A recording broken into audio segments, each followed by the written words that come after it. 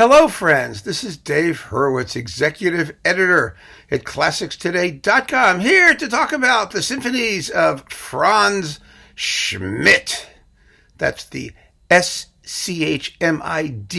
Schmidt.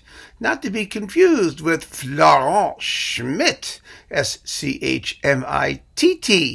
the French composer.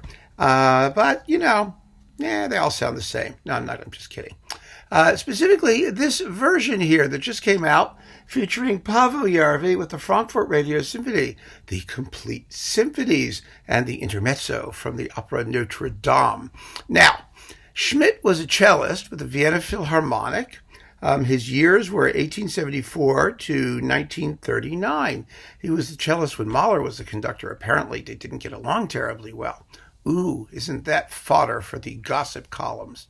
But he was a decent, if not entirely fabulous composer who yet wrote a couple of real masterpieces, among them his late, incredibly apocalyptic oratorio, The Book with Seven Seals, Das Buch mit sieben Segeln, which at some point I'm going to talk about, and the Fourth Symphony, he wrote four in all, actually, which is a genuine fin de siècle, although it's a little bit past the fin of the siècle, but it's a genuine masterpiece.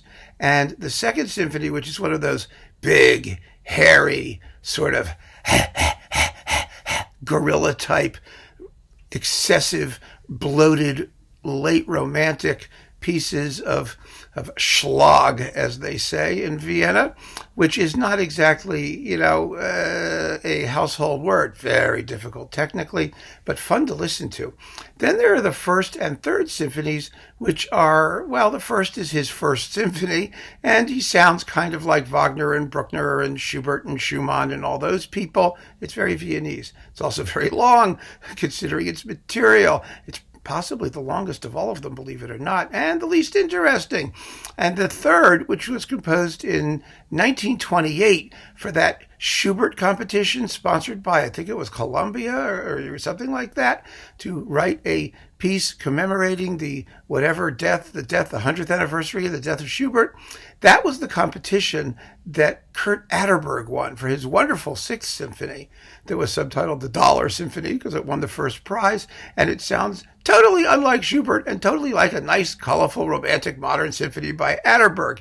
Whereas Schmidt's Third Symphony, which came in second, I've got to get these numbers right, is an attractive work that really, I think, suffers a little bit from its conservatism. Because after the Second Symphony, just that big clodhopper of a piece, you know what I mean? Why would he write this sort of regressive faux Schubert-y-like thing? You have to treat it with a little bit of indulgence, in my opinion. I know some people love it, and they're welcome to love whatever they want. One of the things my mother always used to say about people in prison is that there is no male prisoner so disgusting that there is not a woman who will love him. Serial killers, murderers, rapists, you name it. They got women writing them letters, determined to love them. And so it is with Schmidt's Third Symphony. Someone's going to love it. I mean, maybe that's a bit of an exaggeration on my part, but you get the picture. There are always people for everything, and whether it's good, bad, or indifferent. And this is not a bad symphony, the third. It's just, I think, a little indifferent. But that's me. You may very well disagree. So let's talk about Schmidt recordings. There are only a couple of cycles. There is Paavo Järvi, this new one, which is very, very, very good. It's with the Frankfurt Radio Symphony. It has no weak performances. These are live recordings, but they sound absolutely marvelous. And it really, as a consistent cycle, it's now the best available. I really believe that. The competition comes from Daddy, Daddy Järvi, Nimi Järvi, with the Chicago Symphonies in 2 and 3, and the Detroit Symphony, it looks like, in 1 and 4. These are also very good performances, but like a lot of Nimi Järvi, the less interesting music gets the least interesting performances. 2 with the Chicago Symphony is pretty hard to beat. And 3, he seems a little impatient. 4 with Detroit is good, but not great. And son Paavo, I think, is more sensitive and a little bit clearer, and I think more persuasive, especially in the weaker works. This is the best version of number 1 you're going to find, and probably, or one of the best versions of number 3 for sure. He really makes decent music out of them. And they are decent music, but they need a little special pleading interpretively. They could use some help, I think. In 2 and 4, which are the ones that have been recorded quasi the most, number 2 had a recent recording with the Vienna Philharmonic, believe it or not, on Columbia with Semyon Bychkov, which was nothing to write home about at all. But there is another cycle, a complete cycle on Naxos. That's this one. Here's number 3. It's with Vasily Sinaisky and the Malmo Symphony Orchestra, and it's well worth considering. It's very, very good. It's well played, well recorded, sensitive music making. The orchestra does a very good job with some of this very, very tricky music, and I enjoyed this. And so if you can't find these, because this will be in print for 15 minutes if you're lucky, you might want to consider Sinaisky, because they're really quite good. There was an old cycle on Opus with, who's the conductor? Reiter was his name, Rajter, or something like that, with like the Slovak Radio Symphony or something. It's you still see it, like the cover on Amazon. That's the one we all had when we wanted complete Schmidt cycles. Totally not competitive. You don't have to worry about it at all. But there are also some splendid recordings of individual symphonies that we do need to talk about, and I mean particularly the 4th. The 3rd had a couple recordings, the 1st only with incomplete cycles. You won't find it anywhere else. And there are basically 4 other recordings of the 4th that you need to consider. There's Franz Welser Most on EMI, who was really good. I saw him do it live with the Cleveland Orchestra, and it was a terrific performance. That's a light, fleet performance of a very dark elegiac symphony. The 4th was written in memory of Schmidt's daughter, and it begins with a rather funereal with trumpet solo, with which the symphony also ends, and then it plays in one continuous movement that contains the normal 4 movements of a symphony, but there's only really quick music in the scherzo, and that's about 20 minutes in, 25 minutes in. So it's a dark work, but very, very beautiful. And the classic performance of the 4th has always been this one, Zubin-Mehta with the Vienna Philharmonic, and that's still the one to get. But where are you going to get it these days? I don't know. Oh, it's a mess.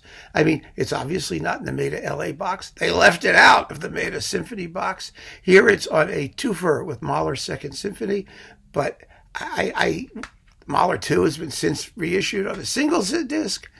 I can't believe that this performance is floating out there. It is the great performance of the Schmidt 4th, and it's one that the Viennese play with a definite amount of proprietary gusto and glamour. So if you could find that, get it. I mean, just get it. It's a classic. Absolutely a classic. It was also included, by the way, in the enormous Decca Vienna Philharmonic commemoration box. But, we're not going to find that anymore either. But there are 2 other 4ths worth considering. There was Yakov Kreitzberg on pentatone, which is also first class, really a very, very good performance. And I have a particular fondness for this baby, which who knows where it's living now. But this is Martin Sieghart with the Bruckner Orchestra Linz on Chesky Records, or what used to be Chesky Records.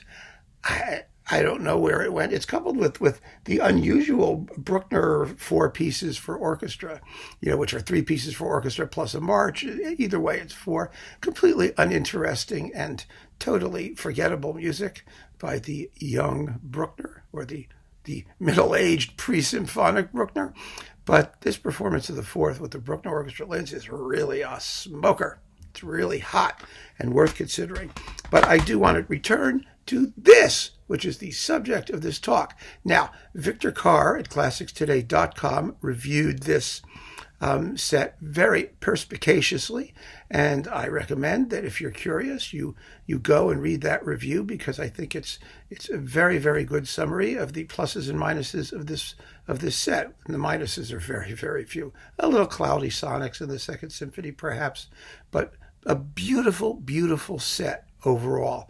And if you're looking to get a complete Schmidt symphony cycle, and why not? If you're a collector of music in the Viennese tradition or late Romantic orchestral excess, as we hear in the Second Symphony, or a really dark, noble, elegiac work, which is the Fourth Symphony, it's Schmidt's orchestral masterpiece, no question about it, you'll do well here. Very, very well indeed. I was very surprised to see this. Happy that Deutsche Grammophon released it. I hope it sticks around in the catalog for a little while. I don't have a lot of confidence in that, but I did want to tell you about this, because you owe it to yourself to hear these works, and you can decide whether you're going to be the person who likes the guy in prison when it comes to symphonies numbers 1 and 3. Love is never a bad thing, folks. Never! No matter how creepy it sometimes gets. Anyway, keep on listening. Thank you for joining me. Have fun with your Schmidt. Bye-bye.